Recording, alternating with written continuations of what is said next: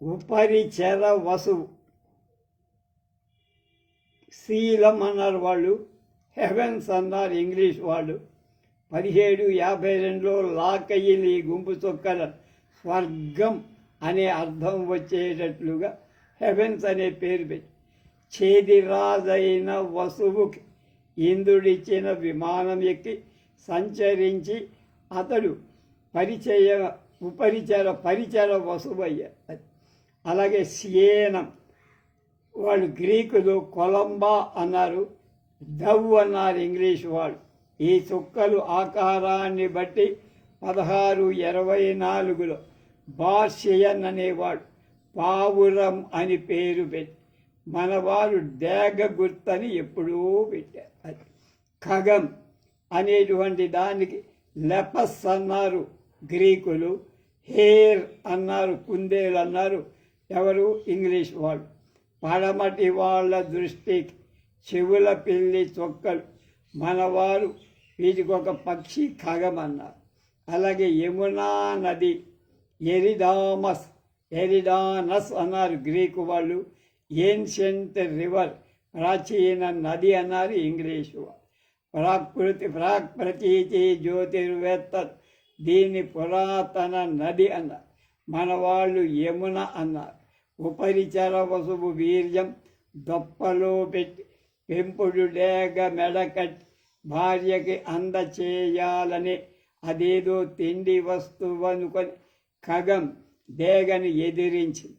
ఆ పోట్లాల్లో దొప్పలోని వీర్యం యమునలో పడి ఆ వీర్య బిందువులు అద్రికి అనే చేప మింగి గర్భం పొంది అద్రిక డోరాడో అని గ్రీకులు అంటారు. స్వోర్డ్ ఫిష్ కొమ్ము సొట్ట అనేటువంటి చేప బొంత చేప అని ఇంగ్లీష్ వాళ్ళు. ఈ చుక్కల గుంపులు 1604లో బేయర్ అనేవాడు గుర్తించాడు. అలాగే తాళమండలం రెటిక్యుస్ రొంబాయిడ్ అని అన్నారు గ్రీకులు. ది రొంబాయిడల్ నెట్ అనే విషమ చతుర్భుజం అంటారు ఇంగ్లీషు వాళ్ళు. 22 నుంచి 26 వరకు సంస్కృత మూలాలు కలవు. కానీ ఈ యుతల మండలాన్ని గురించి సంస్కృత మూలంలో లేదు. నక్షత్ర విద్యా విశారదుడైన నన్నయ్య భట్టు ఈ సందర్భంలో ఈ దిగువ పద్యాన్ని దివ్యంగా కూర్చి ఉపరిచర వసు చరిత్ర నక్షత్ర లోకంలో చక్కగా ప్రదర్శించి ధన్యుడయ్యారు. ఈ చుక్కల గుంపు పాశ్చాత్యులలో లాకెయిల్ అనేవాడు 1752లో మొట్టమొదటిసారిగా గుర్తు పెట్టి పేరు పెట్టి.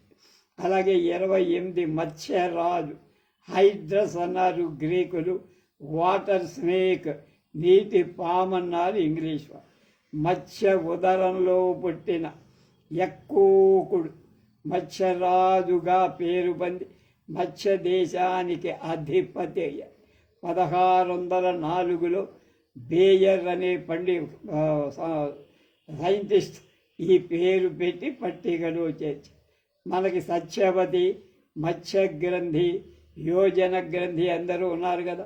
వీళ్ళందరినీ హెరలోజినియం అని గ్రీకు వాళ్ళు పేరు పెడితే ది క్లాక్ గడియారం ఆకారంగా ఉందని ఇంగ్లీష్ వాళ్ళని. అక్కూరన్ అనే చాలరాజు తన కూతురుగా చేసుకొని పెంచినటువంటిది. తండ్రి నియోగంలో యమున ఓడ నడుపుతూ ఉంది. అంటే యమునా నదిలో ఓడ నడిపే మత్స్యగ్రంథి ఆదిపర్.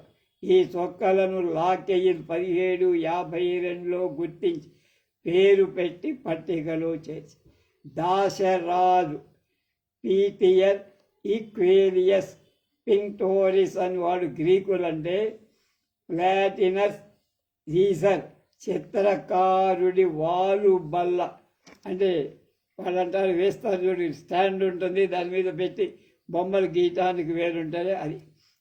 ఈ గుంపును 1752లో లూకెయిల్ అనేటువంటి వాడు గురి పేరు పెట్టి చుక్కల పట్టీలో చేర్చాడు. ఈ జ్యోతిర్విధుని భావనలో దాసరాజు ఒక వాలుబల్ల అయిపోయాడు. అలాగే శంతనుడు అలప్పా ఎండ్రియస్ అన్నారు గ్రీకులు, ఇంగ్లీష్ వాడు పేరు పెట్ట. యమునా మండలంలో తేజోగ్రగణ్యమైన పెద్ద చుక్క. అలాగే ఆది మీను మత్స్యమూర్తి అంటే మొదట వచ్చిన మత్స్యావతారం అది వాలాన్ ఫ్లయింగ్ ఫిష్ అన్నారు గ్రీకులు. రెక్కల చేప అన్నారు ఇంగ్లీష్ వాడు. ప్రళయం వచ్చినప్పుడు వైవస్వతుణ్ణి నౌక రక్షించిన ఆ మత్స్యమూర్తి ఆది మత్స్యం అంటారు. దీన్ని 1604లో బేయర్ అనేవాడు గుర్తించి ఆ పేరు పెట్టి. అలాగే వైవస్వత నౌక ఆర్గో నెవిస్ అన్నారు గ్రీకులు. నోవాస్ షిప్ అన్నారు ఎవరు ఇంగ్లీష్ వాళ్ళు.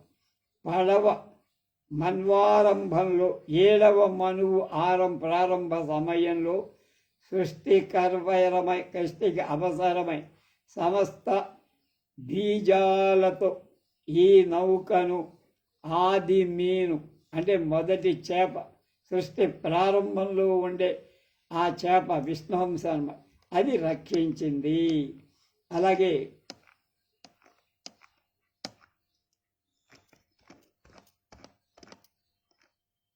నౌబంధనం మౌంట్ మెన్సీ అన్నారు వాళ్ళు. ఈ గిరి శృంగానికి వైవస్వత నౌక కట్టబడినందువల్ల ఈ పేరు వచ్చింది. అరణ్య పర్వం 4లో 231 అన్ముద్రి శృంగమగ నౌబంధన నిబంధన నవనిబడగే. దీనిని లాకెయిల్ అనేవాడు 1752లో గుర్తించి పేరు పెట్టి. సెరారి దీన్ని తెన్నాన్ అన్నారు వాళ్ళు. అమెరికన్ గూస్ అన్నారు ఇంగ్లీష్ వాళ్ళు. వశిష్ఠ విశ్వామిత్రుడు ఒకళ్ళకొకళ్ళు శాపాలు ఇచ్చుకున్నారు. ఒకరు కొంగ కావాలని, ఒక్కడు తోడేలై ఉండాలని బహుకాలం పోట్లాడారు. ఈ కథ పురాణంలో. ఈ చుక్కలను 1604లో బేయర్ గుర్తించి ఈ పేరు. అలాగే సరఘామండలం దాన్ని ముసోస్ అన్నారు గ్రీకులు. అన్నారు బి అంటే తేనె తీగ అన్నారు ఇంగ్లీష్ వాళ్ళు. అశ్విని దేవతలు తమ భక్తులు ఆశ్రితులు సంతోషం కొరకు మధు ప్రదానం చేస్తూ ఉండాలి. అశ్వతర మండలం మీద దగ్గర ఈ మధుమక్షికం అనేది ఉండటం గమనింపదు. దీన్ని 1604లో బేయర్ గుర్తించి పేరు పెట్టి. అలాగే ఏకశృంగి లేక శుక్కల మండలం వాడు గ్రీకులు మొనోసిరాస్ అన్నారు. ఇంగ్లీష్ వాడు ఒక్కటే కొమ్ము గల దానవుడు ఒంటి కొమ్ము రాక్షసుడు అన్న. ఈ రాక్షసుడు వృత్రాసురుడని మూకలు అని వాడు. భూతానాం శోషణ హేతు కనుక వీడికి సుష్టుడు అనే పేరు. ఇంద్రుడు వీణ్ణి కూడా చంపి వర్షం వచ్చేటట్లుగా శాపం ఉపశమింపజేసి వంజుడయ్య. వీనికి కూడా బేయర్ 1604లో గుర్తించి పేరు పెట్టి. ధుంధు మండలం ఫొరాంగ్స్ అంటారు గ్రీకులు. కెమికల్ ఫర్నేస్ అన్నారు ఇంగ్లీష్ వాడు. ఘోరమైన అగ్నిగుండం. రాక్షసుల చేత త్రోయబడిన అత్రిని అశ్విని దేవతలు ఉద్ధరించిన కథ వేద ప్రసిద్ధం. తర్వాత జగద్ధితాన్ని కోరి కువలయాత్ముడి వేళ్లపై దండెత్తాడు. దుంధుడు ఉగ్ర నిస్పన నిర్ధ్యూతాగ్ని కీలావ్యక్తుడు అని అరణ్య పర్వంలో నన్నయ్య వర్ణించి. దారుణ వకిని శిఖా కలాపాలు అని వాడి నేత్ర నాసిక ద్వారాలు అగ్ని వర్షిస్తాయని. కువలయస్వుడు వీటిని సంహరించి వీడిని దుందుమారుడు అనే పేరు పొంది ఈ చొక్కలను 1752లో లాకేల్ అనేవాడు గుర్తించారు. అలాగే 39 భుజు కాలచక్రం సెరీనియస్ క్యాంపాస్ వృత్తకారిణి అన్నారు ఇంగ్లీష్ వాడు. భుజ్యుడు అశ్విని దేవతల భక్తుడు, ఆశ్రితుడు. ఒకప్పుడు ఈ భుజ్యుడు నడి సముద్రంలో చావటానికి సిద్ధపడగా 100 తెడ్లు గల పడవలో వీణ్ణి ఎక్కించి రక్షించి క్షేమంగా ఒడ్డుకు చేర్చారు. ఈ విషయం అనేక వైదిక సూత్రాల్లో వర్ణింపబడి ఈ చొక్కలను 1752లో లాకేయిల్ గుర్తించి పేరు పెట్టి, అలాగే నహుష, అజగర, మహిషి మండలం అంతా ఒకటే. దీనికి హైడ్రా అన్నారు ఎవరు గ్రీకులు. మహాసర్పం గ్రేట్ సర్పెంట్ అన్నారు ఇంగ్లీష్ వారు. ఈ మహాహి ఆశ్లేష మొదలు స్వాతి నక్షత్రం వరకు వ్యాపించి వృత్రసభ వధ వృత్రాసురుని ఇంద్రుడు చంపగానే ఇంద్రుడికి బ్రహ్మహత్యతో స్థానభ్రష్టం జరిగి నహుషుడు ఇంద్రుడి పదవిని బాగా శనిని పదవిలోకి రాగా శచిని కూడా కోరుకున్నాడు. సప్త ఋషులు మొదలైన ఋషుల చేత పల్లకి మోయించుకు రమ్మని శచి ఆ వాడికి చెప్పి ఋషులు మోస్తున్న పల్లకీనెక్కి తొందరగా వెళ్ళని అవమానించి కాళ్లతో తన్ని కొరడాతో కొట్టే అగస్త్యుడు నహుషుణ్ణి అజగరం కొండ చిలవ అవ్వమని శపించాడు. వాయుదైవచ్చ స్వాతి నక్షత్ర అంశగల భీముణ్ణి పట్టుకొని నహిషుడు కాల విముక్తి పొందాడు. తర్వాత అమృత కలశం క్రేటర్ అన్నారు గ్రీకులు, కప్ అన్నారు ఇంగ్లీష్ వారు. మహిషి ప్రక్కనే అంటే ఆ దున్నపోతు పక్కనే దాని మధ్య భాగం ఈ కలశం ఉండే అమృత కలశం.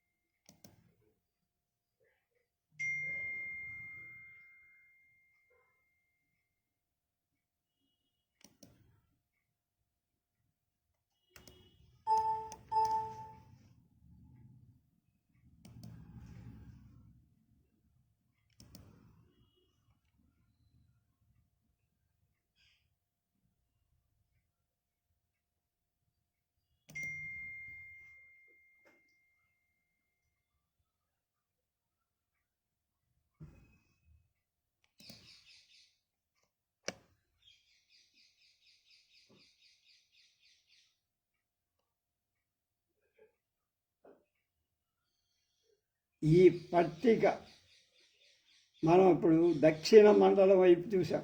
దక్షిణ భాగం ఉత్తర భాగంలో వదిలిపెట్టి, ఎందుకంటే దాన్ని రొటేట్ చేసి చూడటం నాకు చేతకాలేదు ఇందాక. అది ఇప్పుడు అర్థమైంది. రేపు అందులో వాటి కూడా తెలుసుకుందాం. మిగతా విషయాలు రేపు తెలుసు.